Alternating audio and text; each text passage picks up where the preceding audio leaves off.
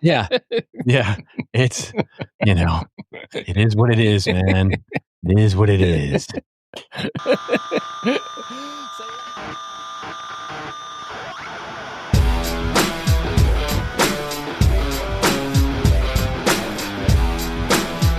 Hello and welcome to the Rose and Rockstar from the Rockstar CMO FA Marketing Podcast and the Marketing Podcast Network. I'm your host, Ian Truscott, Managing Partner of Velocity B, a B2B sales and marketing advisory firm.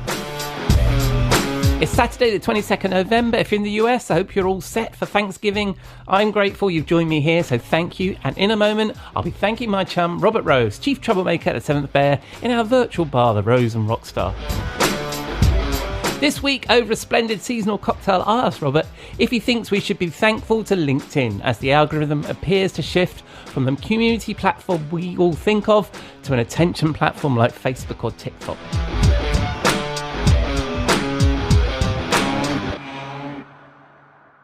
But first, we need to pay the bar tab. I'll be back in a moment. We'll be right back. We'll be right back.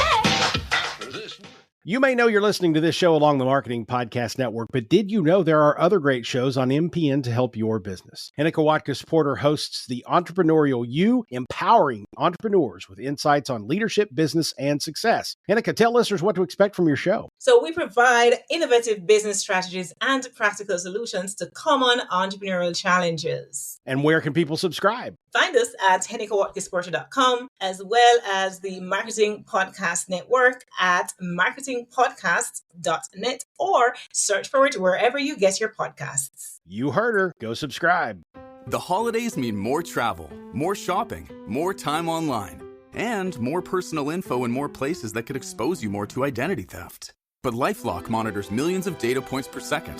If your identity is stolen, our US-based restoration specialists will fix it, guaranteed, or your money back. Don't face drained accounts, fraudulent loans, or financial losses alone. Get more holiday fun and less holiday worry with LifeLock. Save up to 40% your first year. Visit lifelock.com/podcast. Terms apply.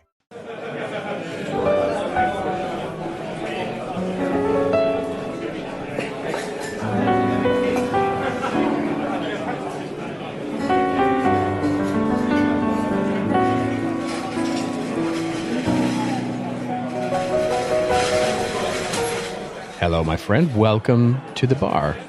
Thank you very much, mate. How are you? I'm doing well. This year, as it starts to wind down, has been honestly, despite all of the, well, no, maybe not despite, maybe it's in spite of all of the bullshit that my country's going through right now, and the feckless, idiotic, stupid, asinine ways that my government is behaving, the awfulness that all of that is, despite or in spite of all of that, I've had a tremendously lovely year from a business perspective. And I was thinking about that the other day because, of course, it's Thanksgiving here in the U.S. and that time of year, and how much gratitude I actually had for this year. Again, with the asterisk, right? 2025 will have an asterisk to it, but despite all that, I have a lot of gratitude. Very nice, mate. Very nice, mate. Well, and and just say what you mean about the politics, mate. Don't sugarcoat it. Yeah. It's, it is what it is, man. It is what it is. So what are we drinking this evening, mate, to ease your pain? We are drinking something that is good this time of year as we prepare for Thanksgiving. Yep. We're having what's called a spiced honey bourbon old fashioned. This I learned about. I mean, I love myself a good old fashioned. It's probably my second favorite drink behind a martini. And I love gin martinis, as I know you do.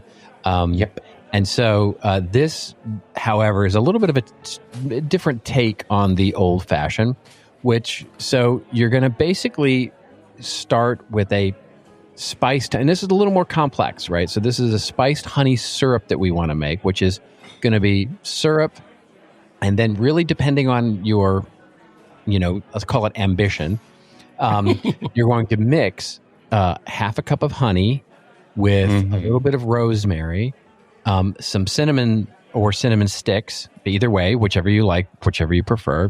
Probably one teaspoon of cinnamon is good. A little bit of cardamom. So, always good for that. You can see where we're going with this.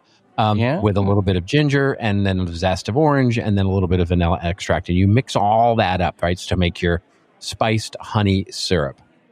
And then, of course, you make separately. You can, and by the way, that stores. You can make a bunch of this and it actually stores really nicely. But then we make a classic old fashioned with, 2 ounces of bourbon and a little bit of lemon juice, a little bit of orange juice if you like, or orange bitters. And then when you make your old fashioned, you add maybe 1 part, to your old fashioned of this spiced honey syrup, and it's absolutely fantastic. It's just a lovely, lovely, lovely drink for a fall day. Nice, I love it, and with all those lovely herbs and spices in it, I think that would be jolly good for you if you're going down with it's lovely by the colds fire, and flus. If it's a rainy or snowy day outside and you have this spiced honey bourbon old fashioned, and it's there's a little bit of prep to it. You gotta boil the water, make your honey syrup, put all the ingredients in there and sort of make, and the reason I thought of this, by the way, was because I don't know if your wife does this, but my wife, and when it gets to be fall, she'll sometimes put on a bowl or not bowl, a pot of water and make throw all those kind of spices into this boiling water, which of course creates, the beautiful, wonderful scent throughout the entire house. And it's just a lovely way to get the smells of fall into the house. And she does that with no other purpose than to literally just boil some water and make it smell nice in the house. So I was like, we can make a syrup out of that, right? And it was like, okay, let's try. Nice. Again, you're doing God's work for us as you continue to do these experiments. There is no doubt here that I'm a slave to the machine. I know that we're going to have to meet every week and talk about this stuff. And it's like, you've got to do the research. You've got to do the work. That's fantastic. And I don't really I'm going to change gears away from all these wonderful spices and this lovely stuff to talk about LinkedIn. Because I was wondering, you've got a massive following on LinkedIn. You've been on the platform forever, similar to myself. But I've noticed, I think everybody's noticing a change. And I think we're seeing a lot of content about the fact that people with big audiences like yourself are not seeing the engagement. And, you could talk about whether that's your experience or not. And I think that the challenge is that I think many of us that have been around on LinkedIn for a long time still think of it as a community and it's here for us to help us organically grow our reach and all that stuff. But actually, recent changes to the algorithm really demonstrate that it's an attention play, just like TikTok or Facebook. It's there to sell attention and ads, and it's no longer really what we thought it was. And I wondered what your experience was and how you were getting on with it, and whether you are recommending to folks that they can use LinkedIn for organic growth, or are those days gone? Am I being naive? No, well, it's not unlike all of the social media platforms. Organic growth of your followers, let's call it that point, it is extraordinarily harder now than it was 10 years ago when we first started all this stuff. And so, and there, you can see that curve. Like if I showed you my follower curve on LinkedIn, I went from, so I've been a member of LinkedIn since really the beginning, like 2007 is when I think I signed up. And so but of course they didn't have followers at that point, right? They only added, I can't remember when they added followers to your account. I want to say it was 2012 or 2013. It was somewhere in that. It's when they created that creator account thing, didn't they? And you could have those as settings. Well, you had pages, you had company pages which could have followers, but then they didn't really. I don't know when they added followers to your core profile, but it became a point where you could do both, right? Because you could have followers and then you can have connections, and so there was. But basically, it was built for the same thing that when Facebook came out with their idea, and all of the platforms sort of had their idea around Twitter was the same way, and you sort of had followers and connections. And so LinkedIn added followers after the sort of idea of followers came around on the thing. And in any event, if you saw my rise, if you will, in followers, it looks like a very steep rise as we go through the 20-teens, right? In the teens, and then very much slopes off at sort of the end of 2019, 2020, or 2018, maybe even, and now is like going, if I add 4 a month now, it's a good month, right? And so it has really declined, and a lot of that has to do with the sort of template that all of the social media platforms, LinkedIn tends to sort of lag behind here because of the ways that you are really a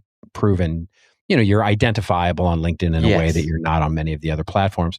And so the idea being, the For You page, we've all been TikToked, right? So the For You page has really changed the way that social media algorithms full stop work.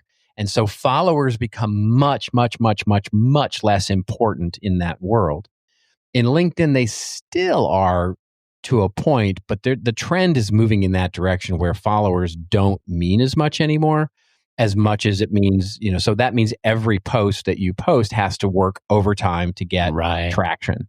Because you're actually, what you're hoping for is that your post actually appears in somebody's quote unquote For You page where they don't follow you, they don't, so that inherently means it crowds out the space that would normally be saved for those that you do follow. And, there's all sorts of best practices out there about how you shape your feed and all that kind of stuff. But most people don't do that. Most people don't shape their feed to the people that they follow.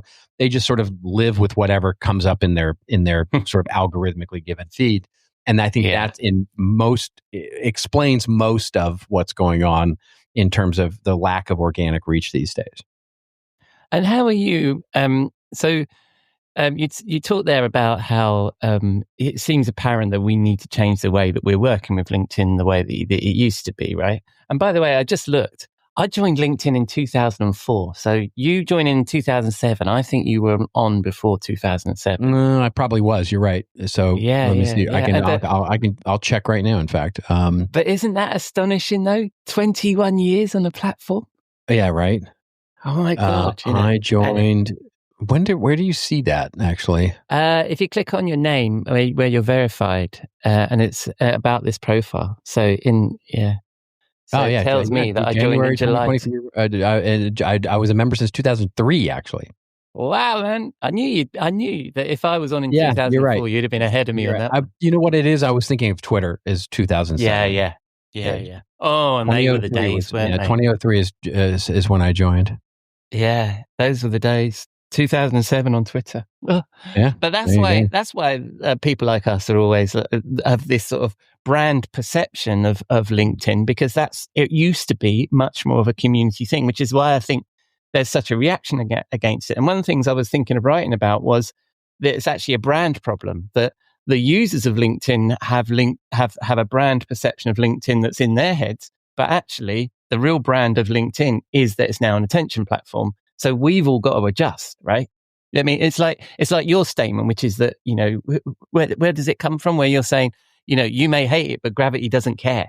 It's like that, isn't it? Yeah, it is. I've got your phrase completely wrong. One thing I know that is empirically true, and I have the data to show this, which is the best practices that seem to be, sort of the current conventional wisdom, which is that it is about the profiles posting and getting organic reach rather than brands, right? It used to be that your whole point, if you worked for a company, was you would have a brand page that would basically post, and then all the people would repost whatever the brand page said to sort of build the followers to the brand page. And now it's quite the opposite. What you want now is the strategy is that individuals in your company post through whatever lens they post through: product, marketing, sales, senior leadership, thought leadership, whatever it is. And the brand reposts all the individuals. And you don't give a shit about the brand page having followers at all. It's all about the individuals. Yeah. And the other thing, I think the point you were making before we kind of went off on how long we've been on the platform was, I think what you're saying now is is that it's actually shifting from being about the individual to being actually about the content.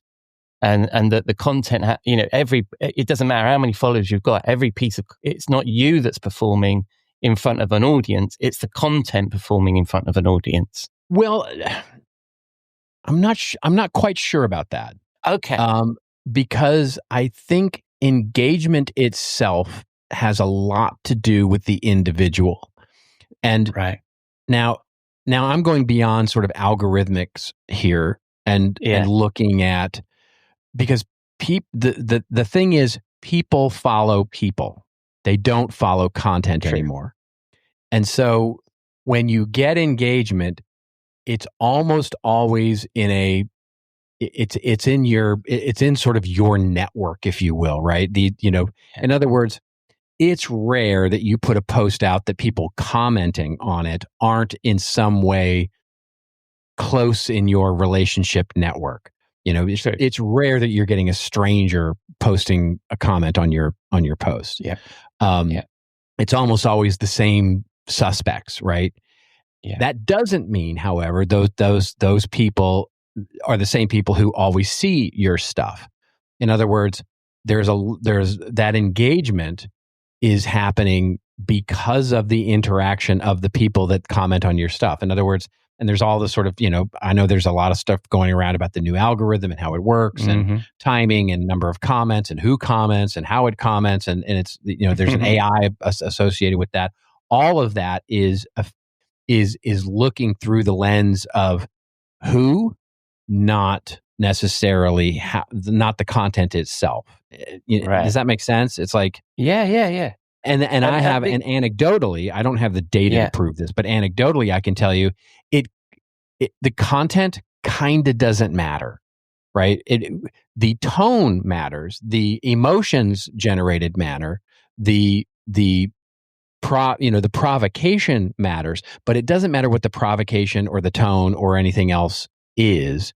For example, the post that that we reflected on last week, right? Which, I got a lot of traction on. I got 34 comments on it. I got 5 reposts. Yeah. I had more, a couple of hundred people that reacted to it. In all, for me, that's a good post. 5,000 impressions, all that kind of stuff.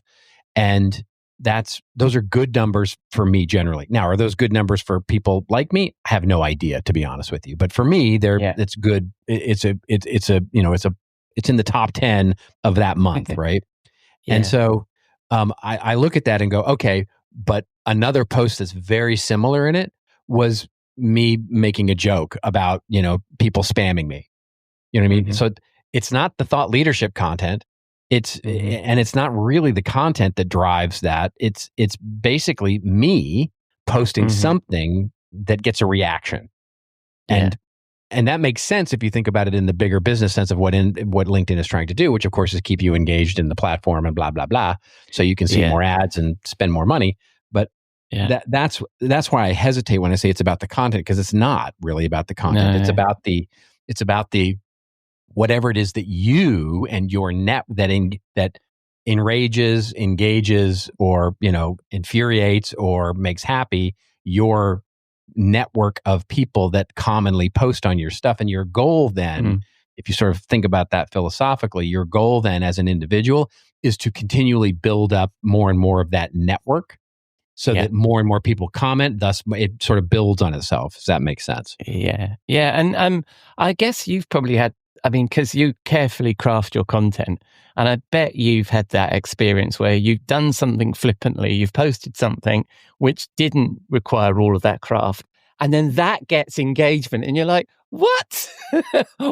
Why didn't anybody love this? My baby, this thing that I carefully crafted over a whole afternoon, and yet I make one flippant comment about LinkedIn's algorithm, and all of a sudden I'm on fire. Does that happen to you as well? Right. Yeah, exactly. Yeah. Exactly. You have no fucking idea which post is going to go viral. You just don't. No. You have zero clue. Like you can, the posts that I think are going to be awesome, basically do nothing. And the posts that I think that's just me making a joke, all of a sudden, go completely viral and get all the comments, et cetera, et cetera. What I do know is the best prediction I have is if I post something controversial, like if you, which I don't like to do because I don't like I don't necessarily, I always have sort of this, I want to be posting solutions, not just problems, and of course the controversial things are mostly like problems. Like you're posting, it's some sort of hot take or bitching moment where you're going to just tee up a problem but no answers, because that's what's going to drive people to go, I disagree. There's and so that's what those posts. But that just goes against my brand, so I just don't do it typically. Nope. Yeah. And that's the interesting thing that I'm seeing with people is that they are posting things about politics or things like that, and I'm thinking, or that kind of personal point of view post. And I'm thinking, yes, this is getting you engagement, absolutely. But is it helping your brand? Is it helping you, whatever you're on LinkedIn for? Is it serving that purpose? It's serving a different vanity purpose of getting lots of engagement. But is that engagement actually valuable in any way? Do you mean is it business? Is it valuable to the business to get that engagement? You've probably got connections like this as well. They've, recently they've started posting about politics, or they've started posting about things that get a reaction, and you're thinking you're doing this 100%, to get the reaction, and the reaction is actually that engagement has no value to you for your professional. Because I still think of LinkedIn as a professional platform, and maybe that's naive of me as well, but. There are certainly the people who do the emo stuff, they're posting up to get the likes and sort of they're posting up the highly emotional stuff, like, I don't know, I just watched a bunch of people get laid off from their jobs and this is so unfair, and they put on their sort of, voices and it's like, please help me spread the word about how unfair this is. And oh my gosh, and hand to brow and all that kind of clutching their pearls and all that kind of stuff. And then there's the people who post up this stuff. And you and I know these people. They're both in our feeds, who post up the quotable quote that basically is just somehow kind of a virtue signal, sort of some sort of poetic clickbait, kind of thing, and it's like, the typical post of those things might be like, Google is no longer not evil, or Facebook is not only never was evil, but Twitter is now evil. Are they all evil now? Or the handwritten notes that are on a really nice napkin or a notepad from a really fancy hotel. I like those ones. Yeah, that's right. Yeah, right, exactly. There's those. Or now with AI, sort of the beat poem, right? Post. They all look like. And if you read them and you read them in a William Shatner voice, it's even better. What does AI? Where will it go? And what will we do when we're not creative? I love it. And if we want to channel our inner William Shatner voice, where will we find content that we could read out to that? You really struggled with that one. That was I did. I'm sorry. that was a struggle. If you're looking for my rants and raves or whatever on LinkedIn, of course, I love LinkedIn. I'm a big fan. So algorithm changes or not, I'm having a good time there. So it's LinkedIn for sure.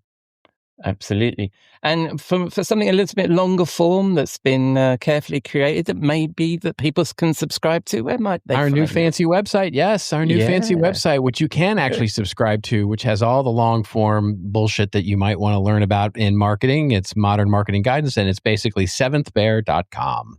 It's fabulous. And will you be in the bar next week? Well, of course. We have to drink and do the Lord's work. We do. I'll see you then, mate. Cheers.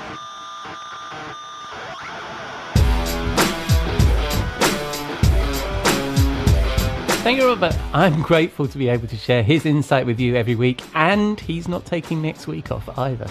Also, I'd love to thank you and open this up to you guys. So if you have a question for us to discuss in the bar, you know where to find us. So that's a wrap on our visit to the Rose and Rockstar. Thank you for putting a dime into your podcasting jukebox, selecting our track and jiving along with us. You can find all of Robert's links to me, the Beat newsletter, our blog, and all of our previous episodes on our website, rockstarcmo.com. Coming up this week, I'll catch up with Kathy McKnight on Wednesday for a slightly earlier monthly appearance, and Robert will be back in the bar on Saturday. In the meantime, I'll leave you with this quote from Joe Chernoff. Don't tell me how good you made it. Tell me how good it makes me when I use it.